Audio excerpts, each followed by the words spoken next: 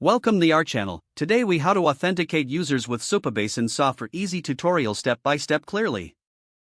To authenticate users with Supabase in Softr, begin by setting up a Supabase account on their official website. Once you've created an account, create a new project in your Supabase dashboard. After your project is ready, navigate to the API settings to retrieve your project URL and public API key. Copy these credentials, as you'll need them for Softr. Now, head over to Softr and log into your account. Select the application where you want to implement user authentication. In the Softr editor, go to the Settings panel located in the left sidebar. Under the API section, paste your Supabase project URL and API key. Next, return to the main editor and click on the User Authentication feature. Enable the authentication feature by toggling the switch to the right. Choose the authentication method you want to use, such as email and password. If you choose email authentication, you can customize the sign-up and login forms as desired. For a seamless experience, make sure to configure the redirect URLs in the authentication settings.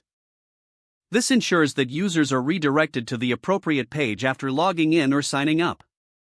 To finalize your setup, test the authentication flow by previewing the app in Softr. Try signing up with a new user email and logging in with that email. After testing, make any adjustments needed based on the outcome. Once everything works smoothly, your users will be able to authenticate using Supabase in Softr seamlessly. If the page does not load, refresh the browser or try again in a private or incognito window. Make sure you are using the correct email address, then retype it carefully to avoid small typos. If your password is not accepted, use the reset option and create a new strong password you can remember. Check your spam folder for verification or security emails, then complete any requested confirmation steps. Enable two-factor authentication if available to improve account security and reduce unauthorized access risk.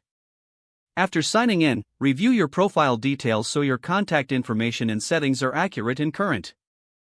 If you see an error message, note it down and try again after restarting your device and internet connection.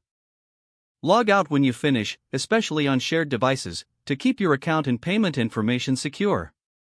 If the page does not load, refresh the browser or try again in a private or incognito window.